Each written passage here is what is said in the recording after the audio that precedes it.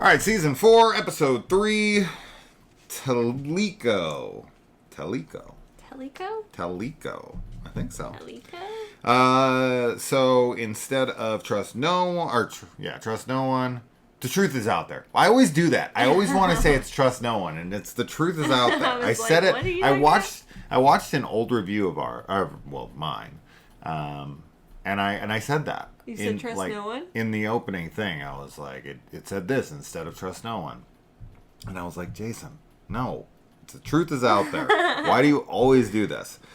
So, instead of the truth is out there, this one says deceive, inveigle, and obfuscate. We had to actually Google the word inveigle. Yeah, we had no idea what inveigle meant. I'd never heard it before in my entire life. Nope. And they say it in this episode like Scully 3 times. Scully and Mulder, I think, both say it. Yeah. I think Scully says it twice because she says deceive, inveigle, and obfuscate. Obfuscate. That's a tough word to say. It's hard. She says it first. Then Mulder repeats it back to her as like a dig at what she'd said earlier. Yeah. And then in the end, when she's like writing her report, she says it again. Yeah, she does. Yeah. So it's said 3 times in this episode. So it's the word of the day. Yeah. Well, all 3 of the words are said in that order. Yeah. 3 times throughout this. But yeah, inveigle, that's a new one to me. I'd never heard of it. When she said it, I was like, what? And Kaylee's usually my go-to. My dictionary for a lot of these more obscure words. She usually knows, and I was like expecting her to know, and she had no idea. And I was like, oh wow, for once she doesn't know. They're all pretty similar words, so I just feel like they're being fairly redundant, but it is what it is. Anyway, so it was weird to hear someone call her Dr. Scully. Oh yeah, we hear that once in a while, but I'm always like, it's never Agent. Hear. It's Agent Scully. Dr. Scully. She is Dr. Scully. She is, though. technically. Should she be Agent Dr. Scully? Dr. Agent Scully? Dr. Agent Scully? That sounds better. Dr. Agent Scully. Dr. Agent? Yeah. I mean, I don't think... Dr. Scully, yeah. Paging Dr. Scully. Yeah. Emergency. I don't think you can do both. It sounds weird. Agent Scully. Dr. Agent Scully. But, like, it's way harder to become a doctor than an agent? FBI agent. Is it? I shouldn't say way harder, I thought it was like... It's harder. I thought it was really hard to become an FBI agent. You have to get like perfect grades in school. You have to go to medical school. Then you have to go to freaking for the doctor? You have to go to residency. And like it takes like 10 years to become a doctor after high school. Yeah. And that's if you can get into it and if you can afford it. Yeah. Oh, no. It's definitely harder.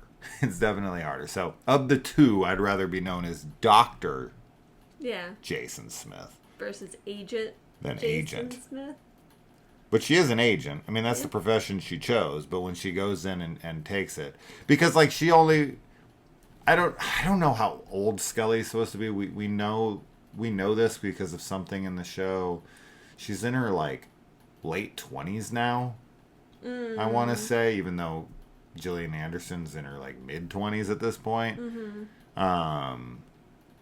But it's like she went to medical school, did a residency, was like teaching classes because she has students that come to her in this. Yeah, I thought she was and she then went off to become an agent, and she did all that by the time 30s. She was like 25. I thought she was like in her she early Doogie Howser. 30s. She like graduated high school when she was like 12. Yeah, she might have early graduated. That's possible. That actually would be not surprised about at all. Yeah. Scully takes me as someone who went to college at like 16, 16 years old. 16, yeah.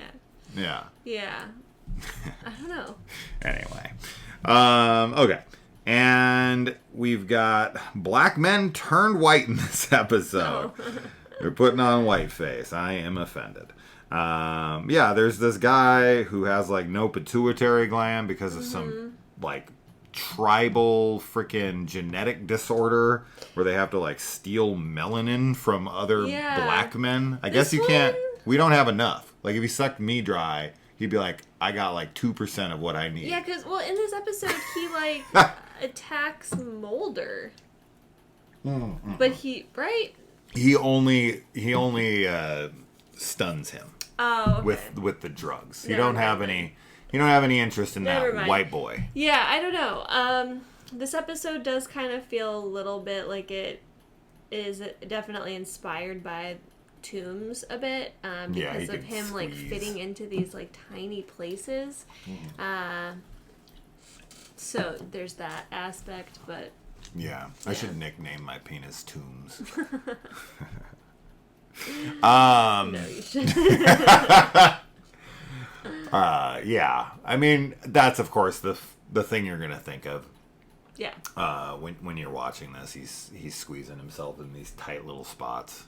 When they come into that alleyway, and it's just like he's gone. And they go up to the fence, and she's like, "Oh, he's gone. It's like through here." And the fence is like this big. Yeah, the whole of the fence doesn't even look like a regular person. Oh, he did not get that without scraping themselves. Oh, there'd be blood, least. clothes. Yeah, there'd be something on there. And then when Mulder goes over to like the brick wall and sees this like little he's just like, "Hey," I'm like, it's creepy. They're just kind of like staring at him. It looks like when you like sneak up on like a cat that's in like a drain. Yeah. And you're like looking in. Hey, and you're like, it is weird. It's a weird scene. Yeah, and they just kind of both look in it. And Scully always has the exact same reaction anytime she sees something that's abnormal. Mm-hmm. She says the exact same thing pretty much every single time. Oh my God. She says, oh my God, every single time. She kind of says it the same way too. Yeah. Yeah. She's always like dumbfounded. And it's like, how many times can you see something insane? Scully?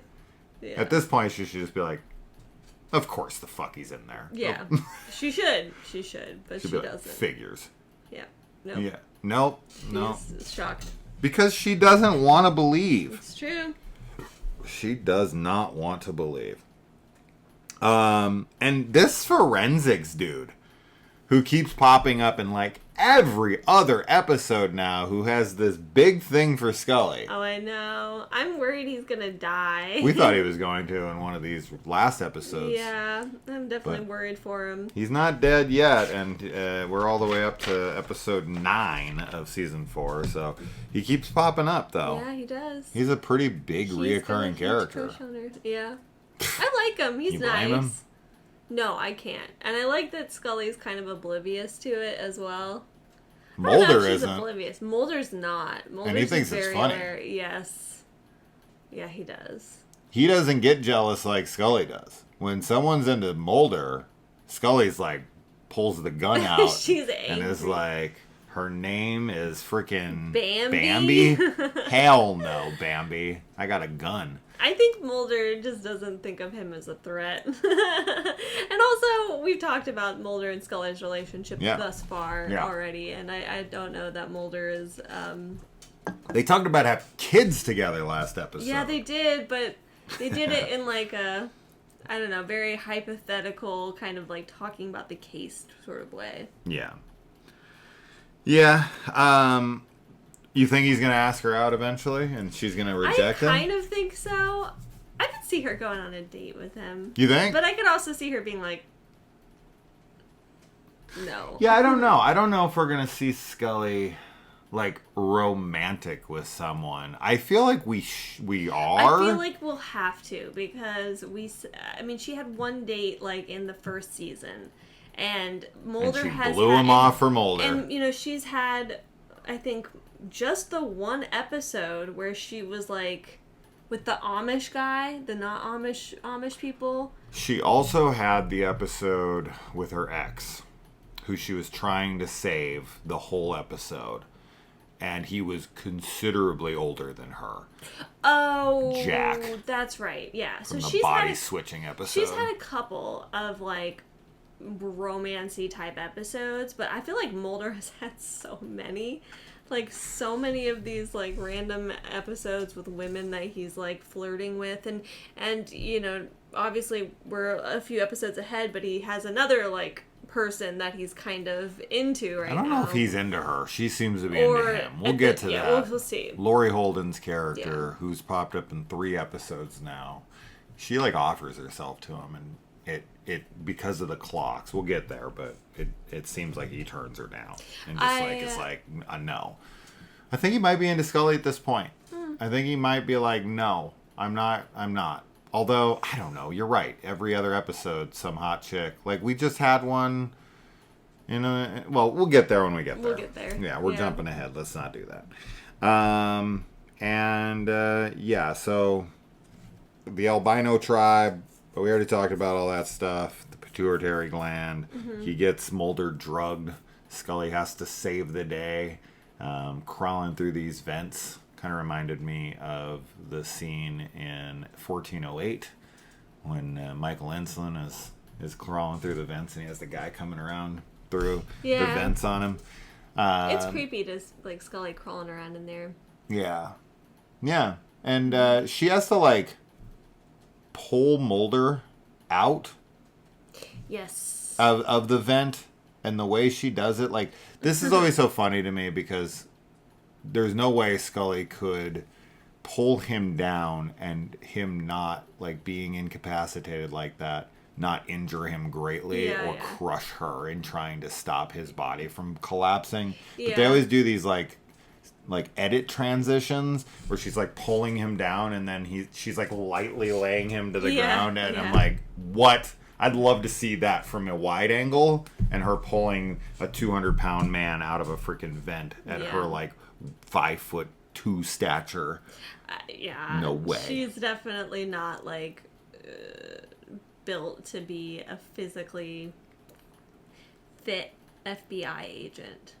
No, she's not physically strong. No. She's just not. She's mentally strong. Very much. She can shoot people. But we've seen her be outthink people multiple times. Because she would be. Because she's a small, like, petite woman. Yes.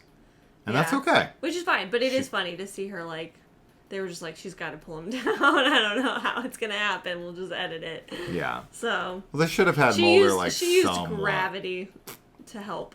Yeah, gravity's not your friend in that situation. That's your enemy. That's the problem. Gravity is the issue. She made it. She used gravity. Yeah. Gravity is the literal problem in why she can't pull him and why he's going to fall to his death because of gravity. Yeah. Anyway, that's it. I mean, it's fine.